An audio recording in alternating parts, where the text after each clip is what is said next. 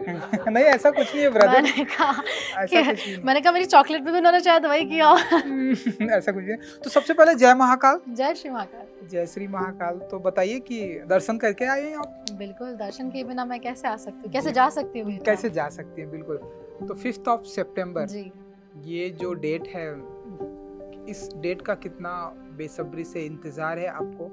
And ये जो दिन, लम्हा, ये जो मोमेंट आने वाला है आपकी लाइफ में 5th ऑफ सितंबर, कितना इंतज़ार है आपको इस दिन का?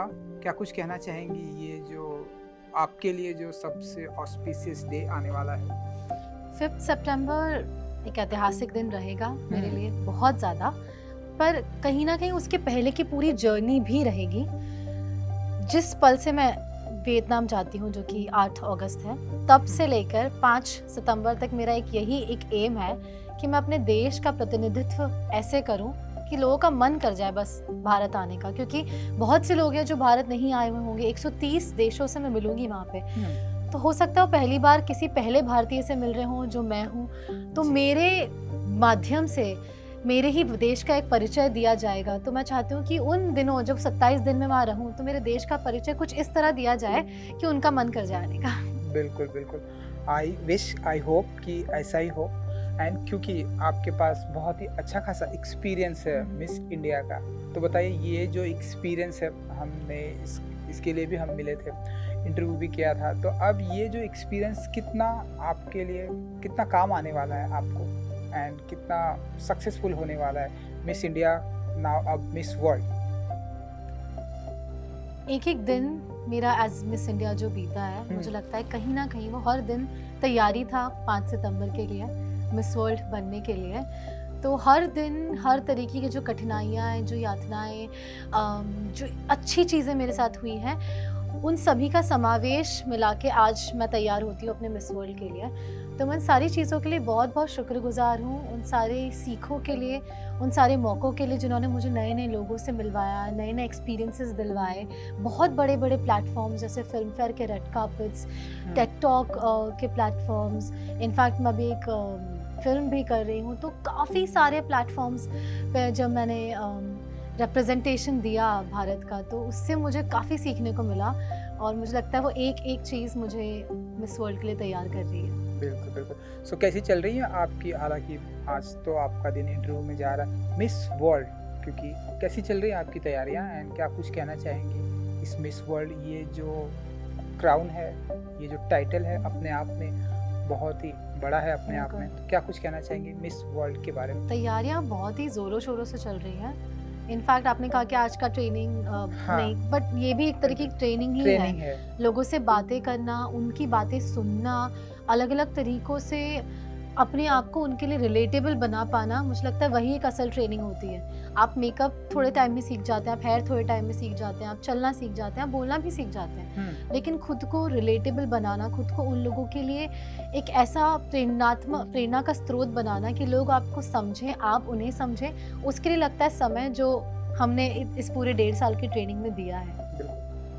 सो 100, आपने बताया कि 130 देश से सारे लोग आने वाले हैं, पार्टिसिपेट करने वाले हैं। कुछ नर्वसनेस फील होती है आपको, या अब आप कह सकती हैं अब तो मुझे आदत सी है इस तरह के कि पार्टिसिपेंट को? कितना भी आप स्टेज फियर कह लो, कितना भी आप स्टेज को फेस कर लो, ये वैसी ही नर्वसनेस रहती है जो मंच पे पर्दा खुलने से पहले आप जब किरदार निभा रहे होते हो, वो जो पेट में जो बटरफ्लाइज रहती है, वैसी ही नर्वसनेस है अभी भी। मुझे पता है एक बार जब मेरा वियतनाम का वो कर्टन खुलेगा, उसके बाद जैसे मैं मंच पे अपने किरदार जीती थी, वैसे ही मैं वियतनाम में जाके ये मिस इंडिया वर्ल्ड का एक किरदार निभाऊंगी और 5 सितंबर को अगर भगवान ने चाहा तो क्राउन वापस लेके आऊंगी। बिल्कुल, आई विश कि क्राउन अगेन आएगा हमारे इंडिया में। सो कुछ, क्योंकि हमने देखा है कि क्योंकि आप फिल्म भी कर रही हैं एंड आपका कुछ प्रोजेक्ट भी है माटी, तो ये जो माटी आपका जो प्रोजेक्ट है, वो मैंने सुना है कि आप वहाँ भी दिखाने वाली हैं, मिस वर्ल्ड के प्लेटफॉर्म पे भी दिखाने वाली हैं, तो थोड़ा सा उसके बारे में ज़रा बताना चाहेंगे कि क्या कुछ धमाका करने वाली हैं आप मिस वर्ल्ड के प्लेटफॉर्म पे अपने माटी के जरिए? देखिए, मिस वर्ल्ड एक ऐसी सौंदर्य प्रतियोगिता है जहाँ पे आपका आकलन सिर्फ आपकी खूबसूरती पे नहीं होता, वहाँ पे आपके साथ एक कॉज जुड़ा होना बहुत ज़रूरी है। ब्यूटी विद द पर्पस करके एक राउंड होता है वहाँ पे, जहाँ पे हर देश की जो प्रतिनिधि है वो अपने साथ एक नोबल कॉज लेके आती हैं और उनके बेसिस पे उनका चयन होता है। तो मेरे देश से मैं अपना कॉज जो लेके जा रही हूँ वो है माटी। माटी जो हमारी जो जनजाति है, हमारी जो आदिम जाति है, ट्राइबल कम्युनिटीज़ है हमारी, उनके एम्पावरमेंट की बात करता है, स्पेशली महिलाओं और बच्चों के एम्पावरमेंट की बात करता है। तो क्योंकि मध्य प्रदेश एक ऐसा राज्य है जहाँ पे सबसे ज़्यादा ट्राइबल पॉपुलेशन है पूरे देश की, तो और लोग मुझे कहते भी हैं कि माटी की बेटी, माटी की बेटी। तो मैंने कहा अगर मैं माटी की बेटी हूँ तो मेरा सबसे पहला दायित्व उसी माटी के लिए होता है जिसकी ऊपर की जो कम्युनिटीज़ उन्होंने जिस माटी को प्रोटेक्ट करके रखा हुआ है इतने दिनों से, इतने जनरेशन से। सो उसी एक विचारधारा के साथ माटी का जन्म हुआ और अभी हमने मध्य प्रदेश के गाँव में, उड़ीसा के गाँव में माटी के प्रोजेक्ट को इनिशिएट किया है, जिसमें मध्य प्रदेश में हमने गाँव में वाटर फिल्टर्स लगाए हैं घर घर जाके, क्योंकि उनके पास क्लीन वाटर, साफ पानी की व्यवस्था नहीं थी।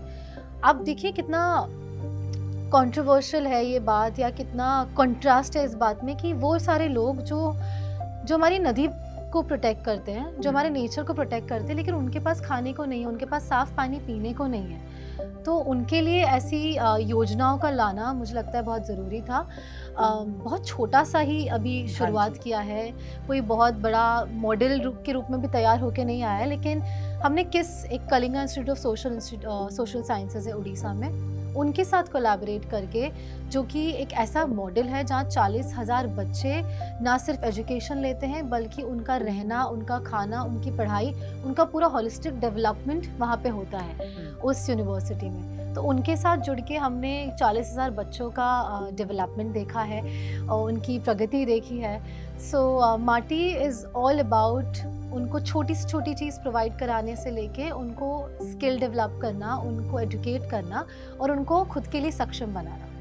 ग्रेट, आई थिंक ये बहुत ही अच्छा इनिशिएटिव है एंड गुड लक कि आप इसे आगे लेके जाइए। एंड नाउ फिल्म की, जैसे कि मैंने बात की, फिल्म आप कर ही रही है, फिल्म थोड़ा सा उसके बारे में ज़रा बताइए कि क्या कुछ है एंड ये क्या कुछ चल रहा है पाइपलाइन में। फिल्म के लिए आपको मेरा अलग से इंटरव्यू लेना आना हाँ पड़ेगा। जी, वो हम तो हमेशा ही आते हैं। आप जब मिस इंडिया भी थी तभी भी मैं आया था। नाउ देखिए मिस वर्ल्ड निकल रहा है जुबान से। वो योजना है, मैं बोल रही हूँ ना ऊपर से। हाँ जी। फिल्म की बात कहूँ तो ज़्यादा कुछ डिटेल्स अभी मैं डिस्क्लोज नहीं कर सकती, लेकिन मिस वर्ल्ड के बाद में उसका रिलीज़ होगा और कन्नड़ा फिल्म है। बहुत समय से इसका कन्नड़ा ऑडियंस और साउथ इंडियन इंडस्ट्री में काफ़ी टाइम से इंतज़ार चल रहा है, काफ़ी नामचीन प्रोजेक्ट है। सो उसमें मुझे एक बहुत मुख्य भूमिका निभाने का मौका मिला है। तो जैसे ही आपके सिनेमा घरों में आने की उसकी उद्घोषणा होगी, हम आपको बिल्कुल बताएंगे। इट्स एक्शन होगा, थ्रिलर होगा, it's a science fiction. Okay, great. Now अब हम अगेन अपने मिस वर्ल्ड के टॉपिक पर आते हैं। तो ऐसी कौन सी वो स्पेसिफिक तैयारी है, क्योंकि आपके पास मिस इंडिया का एक्सपीरियंस, मैं कहूँगा कि आपके पास अच्छा खासा एक्सपीरियंस है, तो ऐसी वो कौन सी स्पेसिफिक तैयारी होती है जिस पर आप ज़्यादा फोकस कर रही हैं कि ये इस चीज़ में मैं ज़्यादा अपना काम करना है, ऐसा कुछ भी होता है आपके साथ? बिल्कुल, बात होती है अगर कपड़े पे, क्योंकि बहुत सारा मैटर करता है आप कैसे दिखते हैं वहाँ पे, आप कैसे बोलते हैं, कैसे चलते हैं, आप खुद को कैसे कंडक्ट करते हैं। तो वो सारा डिपार्टमेंट एक ऐसा है जिसको आप कंट्रोल नहीं कर सकते। आप क्या कंट्रोल कर सकते हैं वो है आप कैसे लोगों को वहाँ फील करवा रहे हैं, या आपके शब्द क्या हैं, या आप क्या विचारधारा लेके वहाँ जाते हैं। आपके पास जो आउटफिट आप वही पहनेंगे, आपके पास जो रिसोर्सेज आप वही लेके जाएंगे, लेकिन आपका जो माइंडसेट है that should be of a Miss World. So मेरा मेन एम हमेशा से यही रहा है कि नो मैटर व्हाट, मैं चाहे कुछ भी पहनूं, मैं चाहे अपने साथ कुछ भी लेके जाऊं, लेकिन जब कोई मुझसे वहाँ पे मिले तो उनको मुझसे वो मिस वर्ल्ड वाला फील आना चाहिए और उनको मुझसे एक इंस्पिरेशन मिलनी चाहिए, और उनको बस मेरा दिन कितना भी बुरा चल रहा हो, मेरे आसपास किसी का दिन बुरा ना चले, बस मुझे एक यही चीज़ मेक श्योर करनी है वहाँ जाके। बिल्कुल। सो क्योंकि मिस वर्ल्ड हमारे इंडिया से अगर हम देखें तो बहुत सारे नाम हैं, प्रियंका चोपड़ा से लेके मानुषी छिल्लर, लेटेस्ट जो नाम है लहरा दत्ता, तो कितना मतलब कुछ इनसे अगर आई डोंट नो कि आपकी इनसे कभी किसी से मुलाकात हुई है, कुछ सीखने को मिला है, अगर आप एक्सपीरियंस शेयर कर सकें तो कुछ बताना चाहेंगे आप? मेरी मानुषी चिल्लर से मुलाकात काफ़ी बार हुई है और एक सबसे अच्छी बात उनकी ये लगती है कि जैसी वो स्क्रीन पे हैं वैसे ही वो इन पर्सन भी हैं, उतनी ही चुलबुली, उतनी ही साफ दिल और उतनी ही पॉजिटिव। जैसा हमने उनको मिस वर्ल्ड का क्राउन जीतते हुए देखा था, एक बहुत खूबसूरत सी पॉजिटिव सी लड़की जिसने अपनी माँ के ऊपर जवाब दिया था, वैसे ही वो इन पर्सन भी है, बहुत ही साफ दिल और बहुत ही अच्छा, उनकी वाइब्स बहुत अच्छी है। बिल्कुल। सो आज वो भी हमारे हिंदी फिल्म इंडस्ट्री में अच्छा काम कर रही है, तो आप बताइए कि फेवरेट एक्टर कौन है आपका, एंड मेल फीमेल बोथ, जिनसे आप बहुत ही इंस्पायर्ड होती हैं, जिनकी फिल्में आप बहुत देखती हैं एंड आपको उनके साथ इन फ्यूचर में काम करने की इच्छा भी होती है? वैसे तो मेरे favourite actor Amitabh Bachchan sir हैं बट अगर मुझे किसी के साथ काम करना हो तो मुझे रणबीर कपूर के साथ काम करना अच्छा लगता है। आज ही उनका ट्रेलर आया है, रामायण का। रामायण जी, देखा आपने? बिल्कुल देखा। कैसा लगा आपको? अच्छा लगा, काफ़ी प्रॉमिसिंग लग रहा है अभी से और मुझे बहुत अच्छा लगा साई पल्लवी को साई सीता में पल्लवी। देख के, काफ़ी सादगी भरी सीता हम काफ़ी टाइम बाद देख रहे हैं स्क्रीन्स पे, तो काफ़ी बिल्कुल अच्छा लगा उनको देख के। बिल्कुल। And female? Female I would want to work with Rekha ji. Any particular reason कि she has always been my inspiration. उनके जितने इंटरव्यूज़ देखे हैं, उनको जितना मैंने रेड कार्पेट्स पे देखा है, she is the right example of how a woman should be. जैसे एक महिला को होना चाहिए, जितना बैलेंस उनमें श्रृंगार और शक्ति का, मुझे लगता है उस वजह से मुझे वो बहुत पसंद है। बिल्कुल। एंड क्योंकि उज्जैन से आती हैं आप, सो आपने बताया कि आपका एक बहुत ही ब्यूटीफुल इनिशिएटिव चल रहा है, सो ऐसा, ये सवाल आपसे कई बार पूछा गया होगा कि ऐसा अगर कोई ऐसा काम आपको उज्जैन की धरती के लिए, उज्जैन के लिए करने का मौका मिले, तो वो ऐसा क्या होगा, या ऐसा कुछ उज्जैन में ऐसा कुछ चेंजेस लाने के लिए अगर कुछ आपको बताया जाए या करने के लिए किया जाए, तो क्या कुछ होगा वो वन चेंज उज्जैन में? हमने ना बचपन से महाकाल बाबा को बहुत ऐसे रूप में देखा है कि हम बस चले जाया करते थे, हमारे दर्शन हो जाया करते थे। अभी बहुत अच्छा लगता है कि लोगों में अवेयरनेस बढ़ रही है, लोग बाबा को पहचानते हैं, आते हैं मिलने, आशीर्वाद लेते हैं, रोते हैं बकायदा, इतने मानने वाले हो गए हैं। लेकिन कहीं ना कहीं अगर हमारा ट्रैफिक व्यवस्था कुछ ऐसी हो जाए कि थोड़ा कम रश हो महाकाल, क्योंकि महाकाल के आसपास ना आई थिंक थोड़ा एक पीस का वाइब होना चाहिए, एक थोड़ा शांति होनी चाहिए, जैसा हुआ करता था पहले। सो अगर हम वहाँ का ट्रैफिक थोड़ा सा डिस्ट्रैक्ट कर पाए, आई डोंट नो वो प्रैक्टिकली कितना पॉसिबल है, क्योंकि सरकार बहुत काम कर रही है, उज्जैन पे बहुत ज़ोरों शोरों से काम हो रहा है ऑलरेडी, तो वो प्रैक्टिकली कितना एग्जीक्यूटेबल है वो देखना पड़ेगा। बट मुझे वो एक बचपन वाली निकिता को एक वो वाइब, एक वो वापस एक वो शांति चाहिए जो महाकाल के आसपास जाके मिला करती थी बचपन में। बिल्कुल।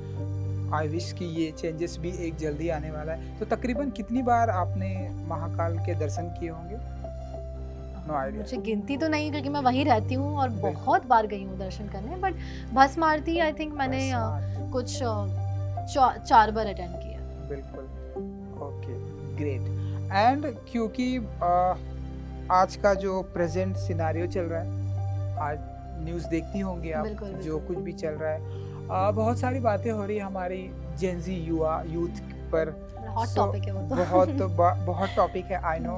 तो ये मैं सिर्फ इतना सा सवाल है मेरा आपसे, क्योंकि आप मिस वर्ल्ड के प्लेटफॉर्म पर जा रही हैं, तो हो सकता है आपको इस तरह के सवाल स्पॉन्टेनियस आ बिल्कुल, जाए। बिल्कुल। सो क्या कुछ आपकी राय है हमारे जो जेनजी युवा है उनको लेकर?